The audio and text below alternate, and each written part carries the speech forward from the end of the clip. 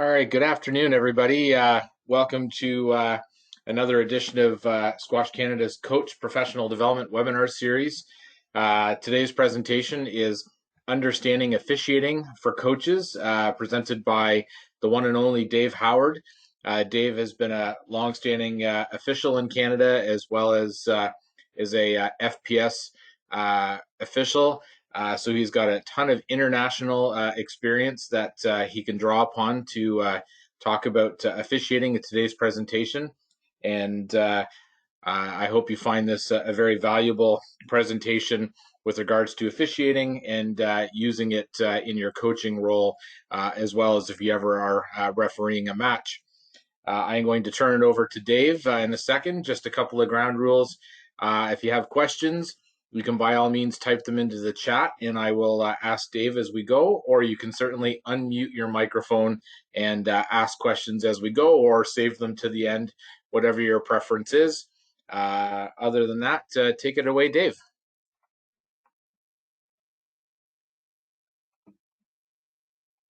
Okay, thanks, Jeff. One other thing on that. So if you do save the questions till the end or you chat them, it would be useful to just jot down the slide number, which you'll find in the bottom left, so we can go back to it and have a look. Okay, so let's see if we can get things going here. What we're going to be talking about today is targeted for coaches with explanations of what the referees are thinking in terms of player movement and why referees are giving the decisions that they're making. General principles, talk about general principles, striker playing the ball, minimal interference, created interference, what a winning return is. And so those are the striker ways of getting to the ball. And then the non-striker clearing their last shot, so their effort to clear and their direction of clearing. We're going to watch some videos. All of the decisions that we're going to be making are going to be rule-based, and for those wishing an understanding of all the rules, the certification course is your best option. Not all PTs are actually offering the full clinic these days, and your alternative is to take the online certification course, and the email address is here there. The web address is here at the bottom.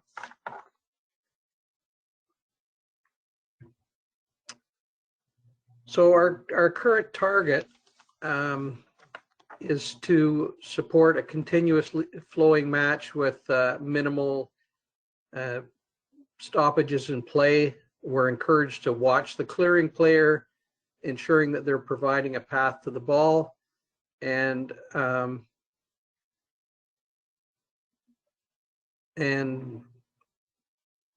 show an attempt to provide a path will lead to a stroke. So failure of that will lead to a stroke against the player.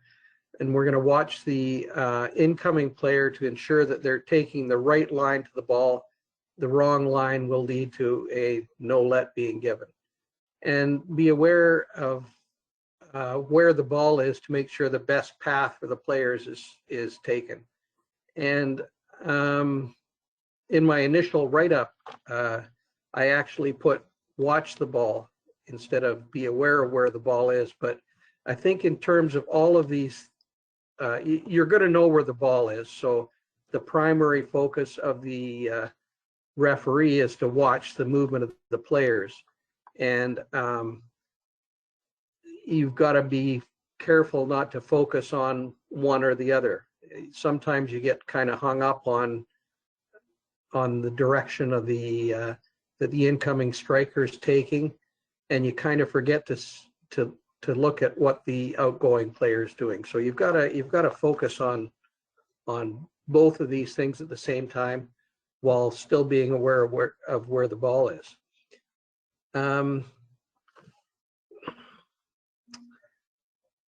So general principles. The player is the striker from the moment the opponent's return rebounds from the front wall until the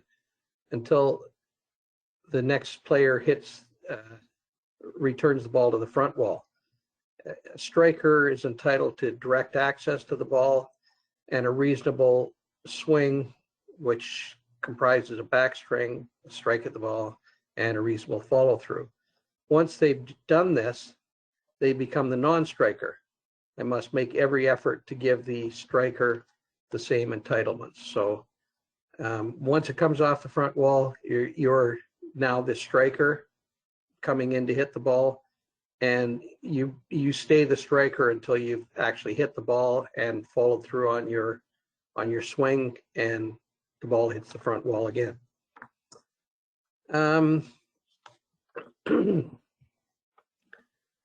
So the striker must take an appropriate path to the ball and make every effort to play the ball. And appropriate is actually defined by the referee, not the players. So even though a player may feel they're taking an appropriate path to the ball, it's up to the referee to decide whether it is an appropriate path. If a ball is tight and the striker has a distance to go to the ball, we expect you to coach your players to pick the best line to the ball, either in front for short shots and cutoffs, or behind for longer shots, especially if they're tight. And the further away the ball is from the new striker, the more we expect the striker to do a little bit more arcing and moving around the other player.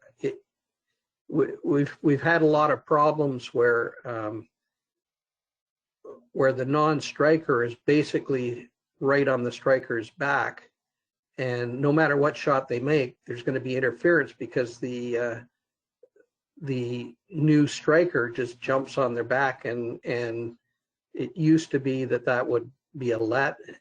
In the olden days, the sort of 100 calls for a tough match days, until now, which we're looking at more like 30 calls in a tough match. And in a case like that where you're standing on the other person's back, you should get a no let as long as the ball is right back to themselves. So for shots that are loose, very close to the striker, they've essentially hit a shot they couldn't clear, and they'll likely get penalized with a stroke to the new striker. This non-striker, in this case, can sometimes convert the stroke into a yes let by quickly attempting to give the striker a line and a swing at the ball. So it's all about how quick you move out and whether the incoming striker can get it. So this video I'm going to show you now is an example of good player movement, getting to the ball and clearing the ball. So let's see if we can run this.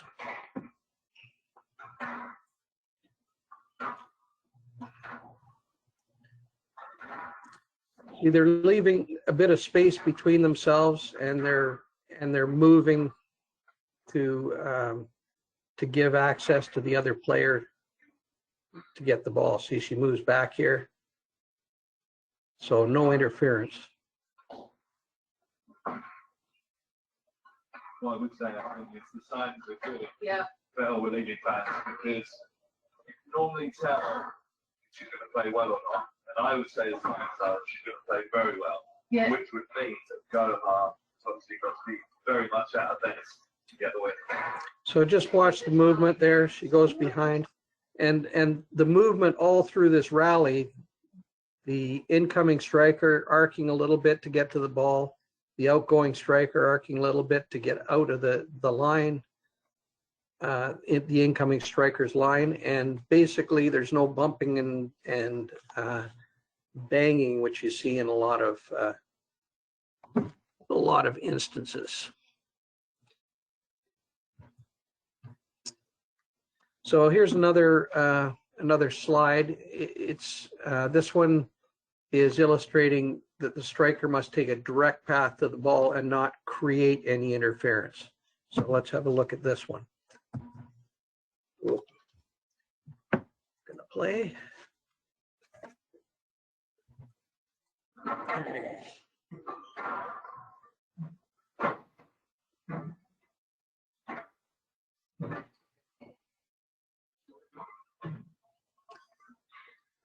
Well, that's really it.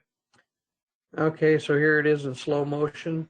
Look at Matthew's direction to the ball. And be interesting to hear what most of you think, but 3 refs on this one gave a no let for that decision. And Nick is appealing it. Okay, so see his direction there. All right. So, see if I get my pen up here.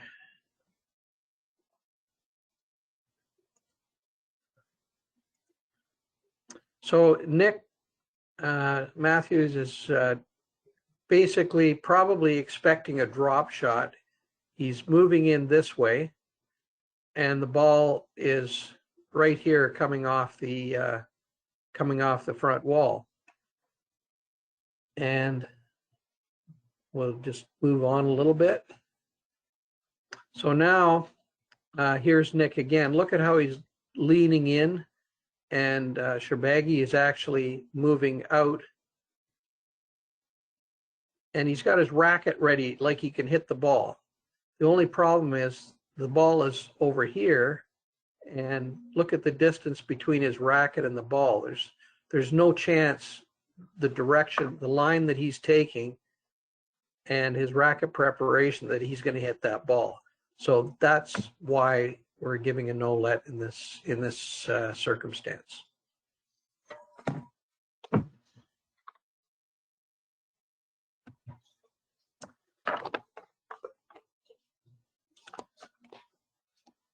Okay, so moving on to another example.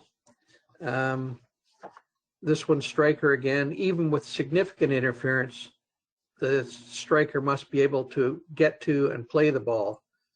Return doesn't give the striker any appeal rights, and no let will be given. So a winning return doesn't give the striker any appeal rights, and we'd give a no let. Let's just have a look at this one.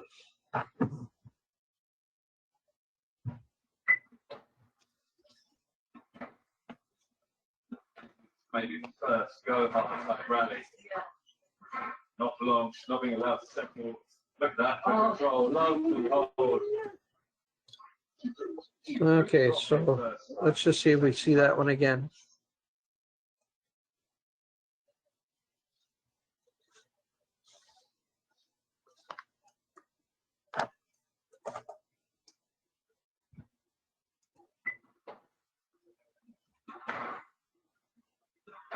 Maybe first go half rally. Not for long, she's not being allowed to settle. Okay, so she drives to the back corner, and she threw the drop in first time, second time. And Gohar just wasn't going to get to that. It was a winning return, and in this case, she didn't even ask for a let. She knew she was beat, even though there was some minimal interference up front. But long way to go to the ball. She had to go get it if she was going to get it.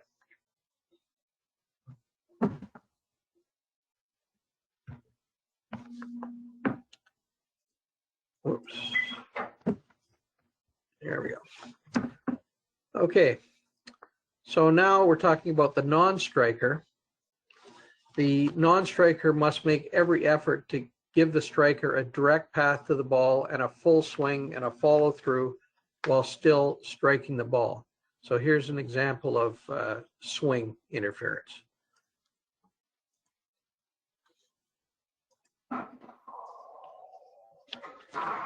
the crowd that are live here that might not see these two players playing going to be stunned in a little while.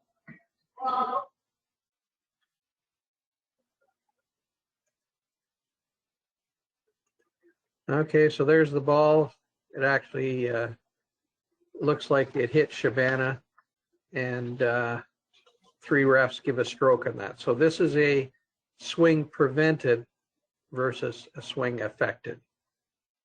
So had Shabana continued to move back, it might have been a swing affected and a yes let, but unfortunately he thought Gauthier was going to hit the ball earlier and he was moving into his swing. So so that's a good example of a yes, of a stroke. So here's Gauthier's racket right here. The ball is actually right there, ready to play, and Shabana's line is he's actually moving forward. He expected Gauthier to play this ball earlier.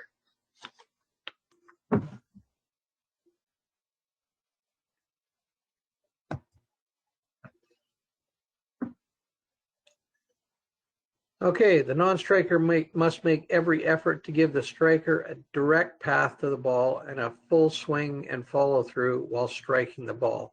So here's a path example of non-striker.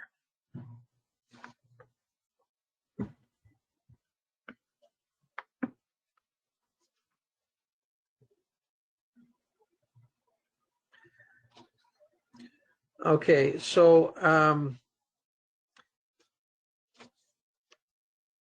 white shirt here was definitely trying to get out of the road, but unfortunately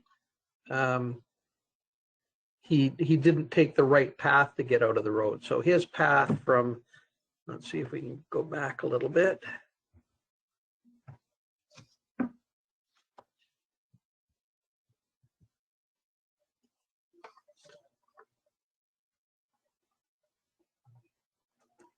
Okay, so he had to, if he was going to clear this ball from hitting up here, let's get my laser pointer out again. So white shirt hit the ball here, and the ball is coming out this way. The only way that he can clear this shot is to move back along the wall. Once he moves back into black shirt's line, he's going to get a stroke called against him because he's not giving black shirt a path to the ball.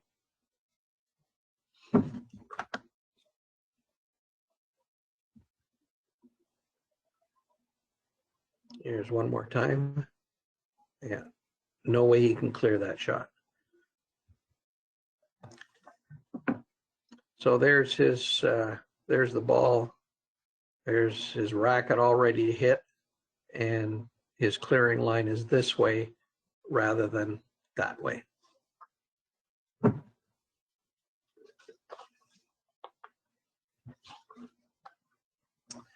Okay, and then we come to the case where everybody's a little bit at fault.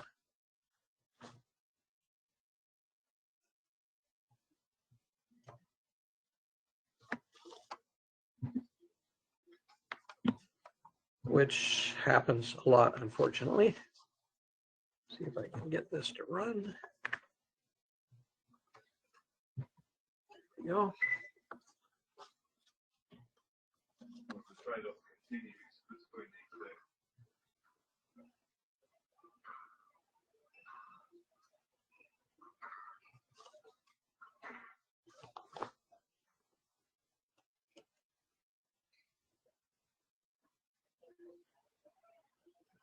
There we go.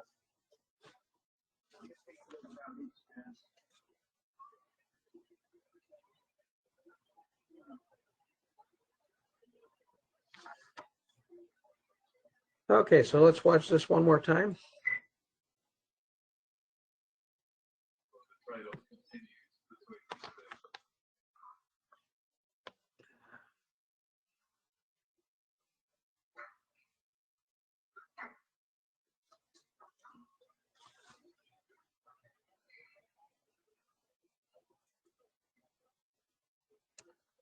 Okay, so we're going to look at two things here. One is Loban's clearing direction, and the other is Sherbini's path into the in to get the ball.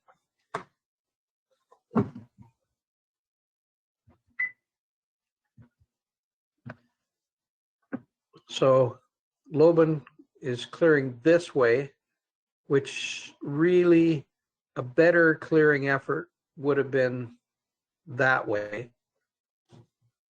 Get my pointer here again. So she's clearing this way. A better clearing would have been that way.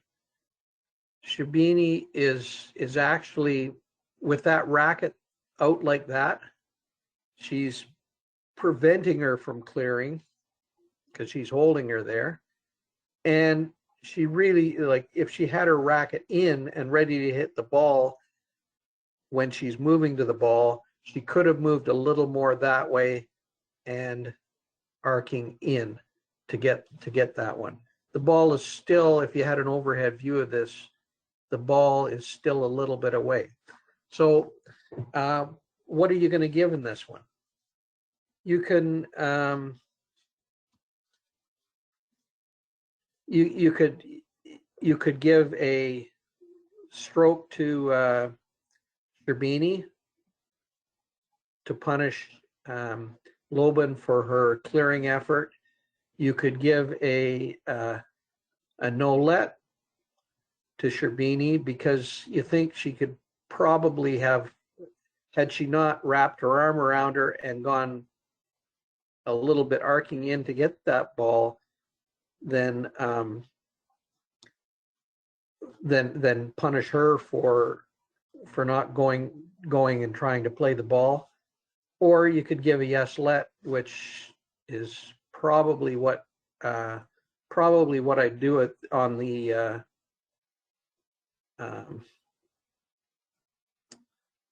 fairly early in the match. So you can see it's 4-all, 1 each.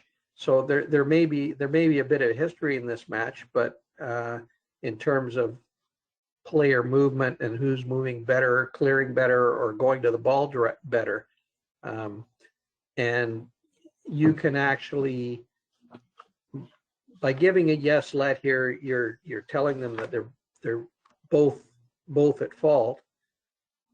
If you feel that Loban hasn't been clearing well, or even early in the match, you decide that you want to set a precedent for clearing, and you can either give a yes let, Ms. Loban, I want you to give your opponent a better line to the ball, or you could give a no let to Sherbini and say, you could give a yes let, but with a warning, Ms. Sherbini, I want you to move around and get to that ball better rather than playing the man. So there's actually three calls you could make in this situation. If you want to prove a point, if you want to emphasize a point, you can give either a stroke or a no let. And if you want to do what's probably fair in this instance, because they're both at fault, you could give a yes let, but you can also add some words. You can say, Ms. Loban, a little better clearing, or Ms. Sherbini, please try to go directly to the ball rather than your opponent. So this is an example of where you have lots of options, and 10-9 in the fifth game isn't the time to decide that you're going to get tough on them and give either a no let or a stroke. You need to have set your precedent earlier on in the match.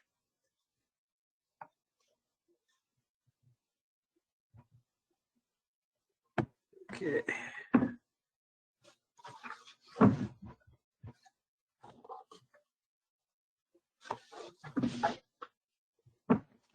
work. So here's another example, both at fault.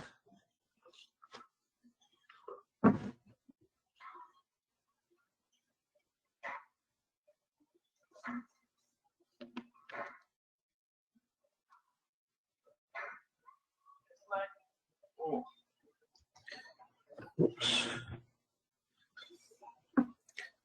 Okay, so this one, have a look at this one more time and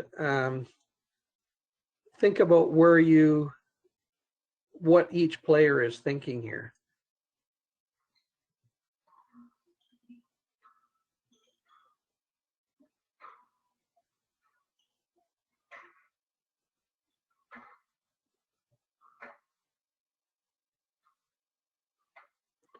Okay, now what is Loban trying to do?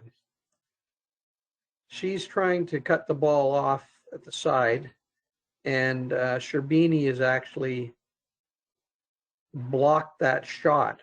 She can't go and cut it off at the side because Sherbini is really just standing there and forcing her to go to the back, which is what she wants her to do. Now, we'll continue on here.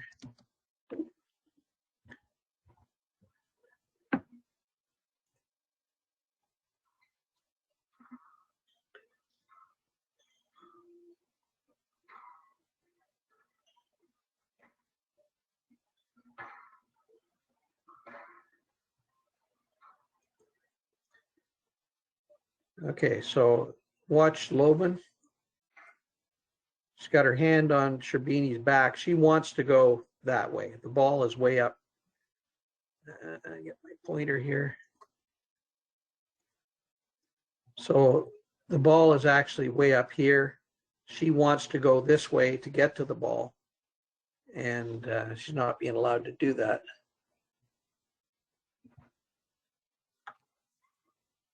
So she asked for the let early, and she's bounced off Sherbini's back with her left hand, or sorry, her right hand, and almost got to it, but not really. But she asked for the let early on. That's one key factor that we're going to take into effect.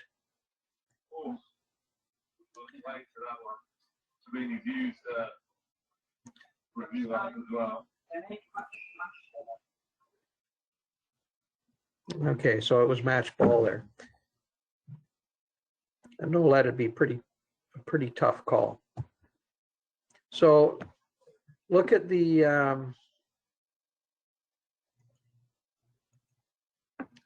look at Sherbini's feet here. Loban is trying to go this way. She can't. So she, with her right arm, she actually pushes off to go to the back. The ball is right here at this point.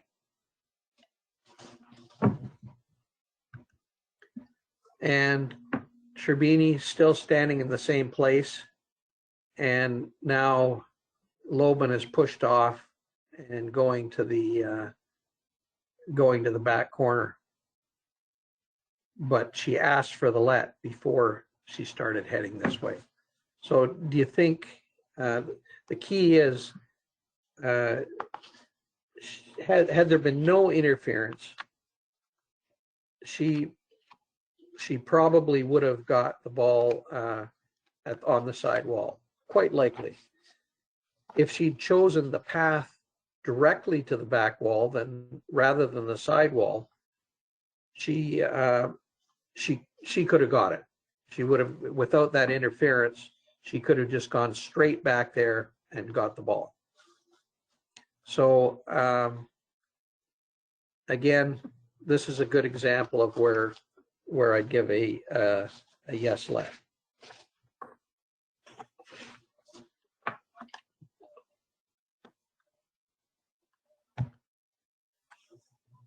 Okay, so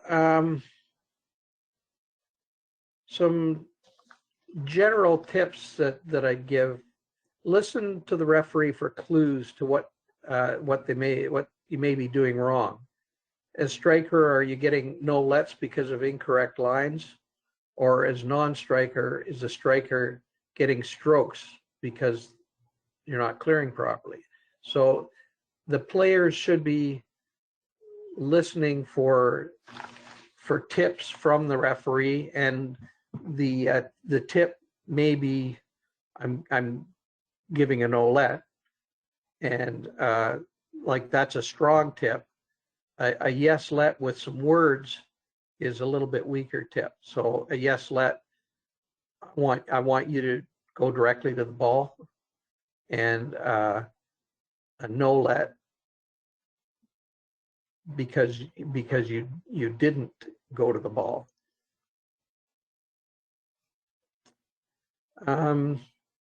Another tip: don't be afraid to ask the referee for an explanation of the call. The referee should give this explanation if asked. But there's nothing gained by continuing to argue after the explanation is given. It can only lead to conduct issues. So when you're coaching your players, have them listen to what the referee is saying. If things are going against them, then try to change your movement a little bit to not get the calls going against you. So if you're getting strokes against you, then you got to move off the ball a little quicker and take a better line to give your opponent a direct line to go and get the ball. And if you continue to argue, then ask for the explanation, and the explanation will be given. Think about what you can do to change it. Remember that the referee could be wrong, but this is what they're seeing. So so accept that this is what they're seeing, and try and work. The player should try and work to change their behavior, so that instead of the referee focusing on your line, all of a sudden the referee is now starting to focus on your opponent's clearing effort. There are very few referees that really want one player or the other to win. They want a fair game, and if they see that you're trying to do something, all of a sudden their attention may shift to the other player, and start looking at their clearing efforts rather than your efforts to get to and play the ball. Now, if the referee's unsure, they won't make any call. So coach your players to, if they feel a ball is out or not up, appeal it at the end of the rally, and a good way to indicate where you had a problem with the shot is just a quick hand up, and the referee should see it, and they can, if you lose the rally, they can consider your appeal. If they're not sure, you're going to end up with a yes let. Remember that actually stopping play, even though you're pretty sure the ball is out or the pickup was not good, if your player stops play, then that forces the referee to make an immediate decision, and it may not go your way. So it's better to raise the hand and formally appeal at the end of the rally if you lose it. If you win the rally and appeal it, may not be a good thing, because technically, if the referee's not sure, they could say, "Oh, I wasn't sure about the pickup. We better play that rally again, even though you won it." So coaches are obviously training their players to go through a bit of interference and play the ball. it's a big change from what it was 10 years ago, and it's in line with the current referee target of keeping the game flowing. And player arcing, going to and coming out of hitting your shots, it's now expected, and it should keep the game flowing. And I think, let me see.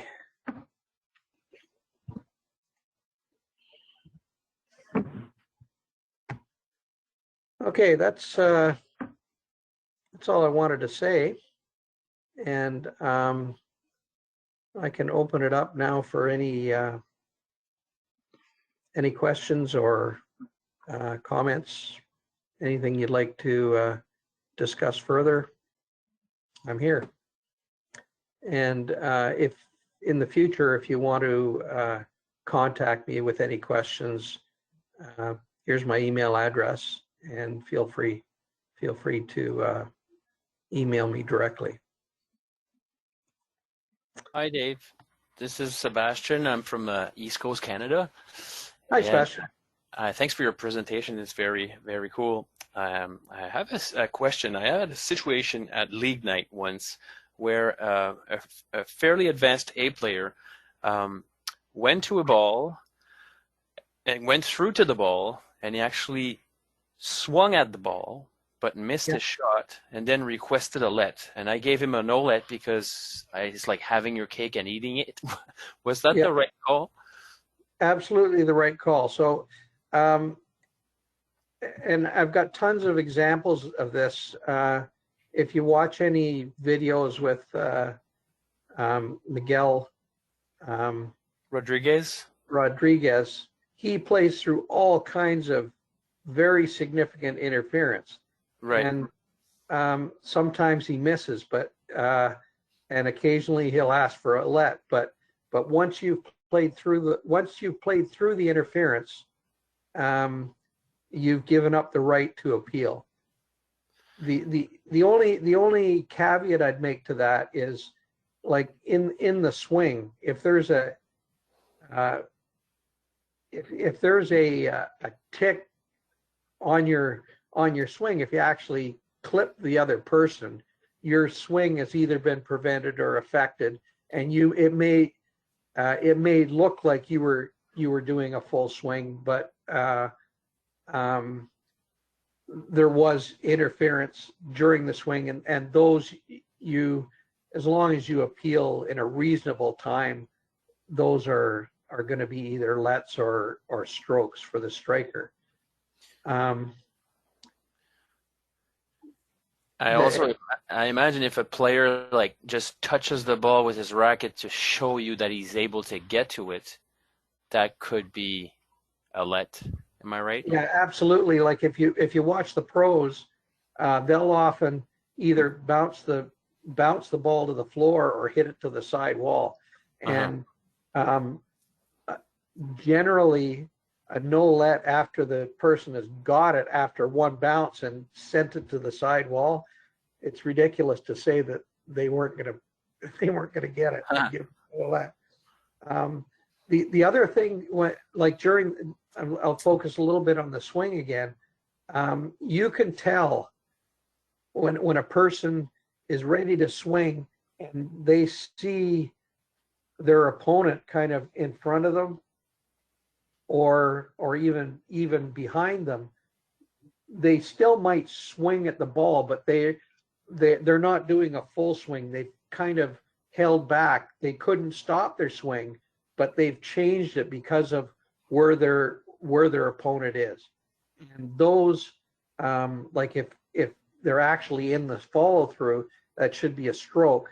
And even on the backswing, if you can see they kind of stop, it should either be a yes let or a stroke in that case too. Right on. Thanks. Following me? Yeah. So watch for a change in swing. even if they do swing at it, and then ask for the let. Thank you. You're welcome.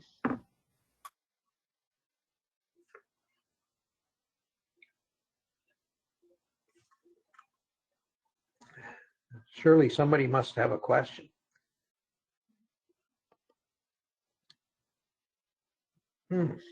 Hi, Dave. It's Julie from Alberta. Hi, Julie. Hi. On the last slide, on I think number 20, you talked the last point a little bit about arcing. Yep. Now, my concern as a coach these days is we are trying to get our players to go straight towards, you know, the width of the service box and then cut down the service box and not doing the arcing behind the players going to the ball, because, you know, I've been in a few clinics with Haitham Mifat, who is Raneem's coach, and I think the junior national coach who's also Egyptian out of the US. Can't remember his name. But they both talk about not arcing anymore and trying to stay in front of the opponent and then cutting down the side, you know, the width of the service box, so you still have the space as you're moving if the ball is coming straight down the side wall. So if the referees are still expecting players to arc, you know, my concern is that we're teaching our players to move one way and the referees are now expecting them to go a different way. The referees are expecting them to take an appropriate path of the ball that that doesn't create interference. So okay. I mean, as long as you can go straight wherever you want, and then either arc in or do a right angle if you want. Right. What we're really looking for is for you the players not to think that they can go directly to their opponent. We want them to go somehow get around their opponent. Right. Okay. Yeah, we're trying to get them to go in front of their opponent. Exactly. Yeah, and if they're in front, then yeah, there's no issue. So that it forces the opponent, you know, back out towards the center of the court, and so that you still have space to sort of parallel to the ball and play that shot. Yeah. No, and if you look at way back to slide 1, I think, right in here. If you look at this one, they're not arcing on every shot. They do arc sometimes. But, that's definitely understandable based on where the opponent is in the ball and stuff exactly. like that. Yeah, see, they're not arcing a heck of a lot here, but they're staying out of each other's way. Yeah, and as you can see, Raneem basically cut in front of Boha, you know, with the ball that was down the backhand. Yeah, so that's what I'm sort of saying. So, okay. So we're sort of on the same, we have the same thought process. It was just more clarification of that. That's all. Yep. I appreciate that. Thank you. Okay.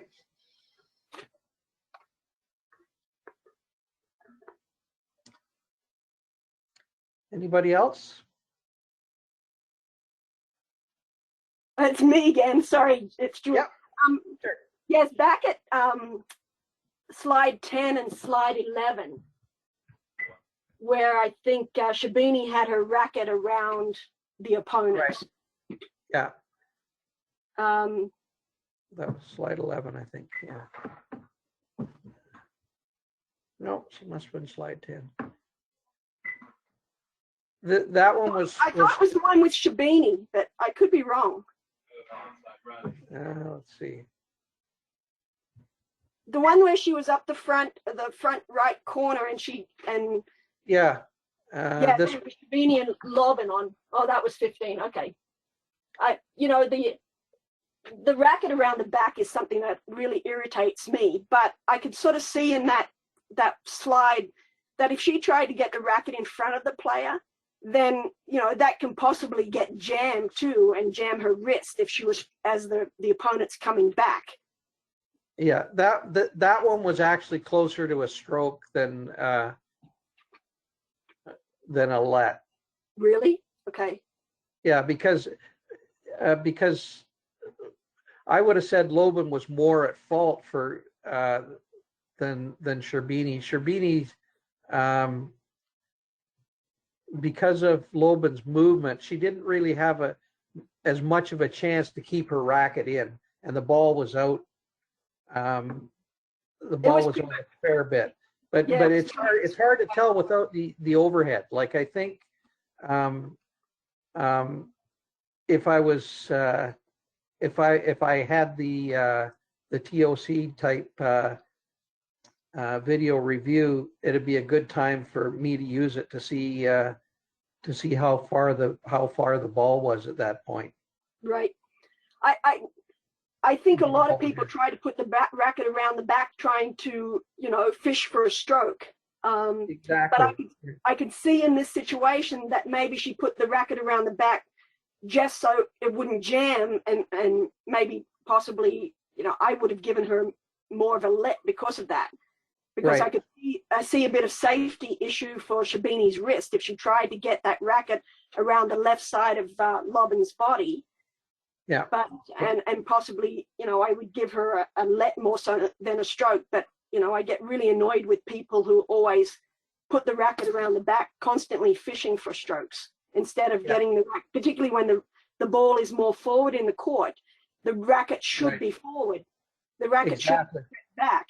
As you're moving forward, the racket should be going forward, and then you should be moving your body around the wrist and getting the racket prep there. So I just exactly. Like you see people going in with these huge swings. They don't do that any other time. Normally they'd be going straight out with the racket basically straight in front of them. Yeah, and exactly. all of a sudden they got this big swing, and I like to penalize people for doing that. Right. Yeah, going forward, the racket should be initially going forward. Going into the back court, obviously the racket is, leading into the back court. So that's sort of, the coaching ideology that I have as far as racket prep is concerned. So, but I could certainly see in that instance that could have been just a safety issue for Sherbini herself as far as protecting her wrist. Yeah. Okay, okay. Thank you. No problem. Dave, we have a question from Lisa Bogdan in chat. Her question is, at the club level, I often hear, you could have played the ball early, but you waited until your opponent was in the way and drew a stroke. Can you clarify, as a striker, I am allowed to wait as long as I want to strike a ball? You're absolutely allowed to wait as long as you want, and like Gauthier did that in the, let's see if I can find the example here. So this one here, Shabana was expecting Gauthier to hit the ball a lot earlier. The crowd that are live here that might not see these two players playing going to be stunned in a little while. Okay, so Shabana expected Gauthier to hit the ball right there, and he didn't. He just kind of stood there with his racket up and waited until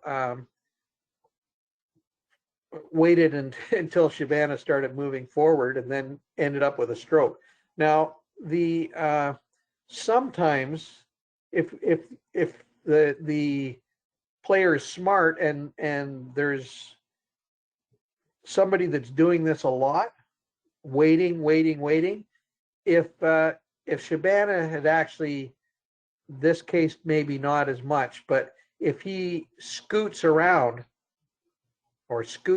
this way, all of a sudden now he's in a position of advantage, and so he's now in front of Gauthier because Gauthier let the ball waited for the ball to hopefully get a stroke. So there's ways to get around it, but in terms of the rules, It may not be fair, but you can hit the ball whenever you want.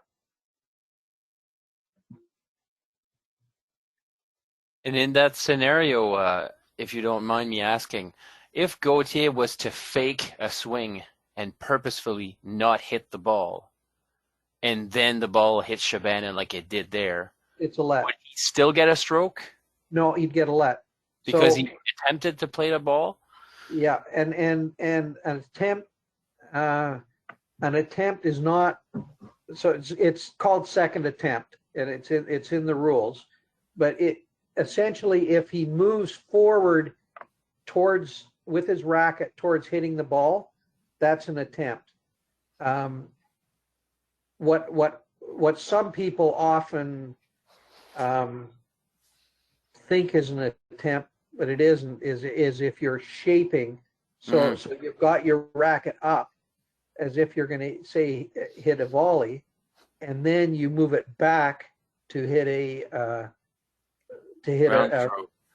ground stroke. So that is not an attempt. If you've got your shaping for the volley and you do a little forward movement as if you're going to hit it, now that becomes a first attempt. And then when you go back to hit a ground stroke, then you're now in the second attempt. And you'll either get a let or maybe a no let if there isn't the interference there. But you're not going to get a stroke on the second attempt. So when Willstrup does the windmill, he's actually doing multiple attempts at the ball. Yeah. So that's classified as a second attempt. Perfect. Thank you. Yeah, no problem.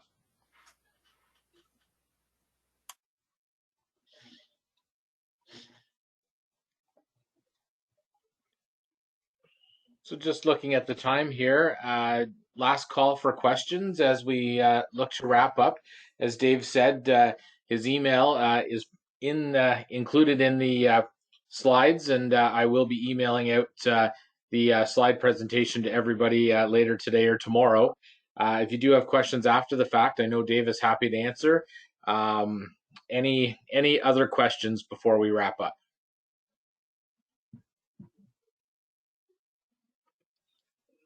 Okay, well, thanks everybody for participating, and hopefully we can do it again sometime. Great, thank you, Dave. So on behalf of Squash Canada, thank you for attending. Just a quick reminder, we have one more Squash Canada Coach PD webinar scheduled for Wednesday, May 20th. Martin Heath will be back with another topic, developing high performance habits, at noon. If you haven't registered, I encourage you to do so. Otherwise, we look forward to hearing other topics from you as we look to schedule new webinars in summer and into the fall of 2020. Thanks everybody for attending, and thank you, Dave, for your presentation. Yeah, thanks, Jeff. Bye. Thank you, Jeff.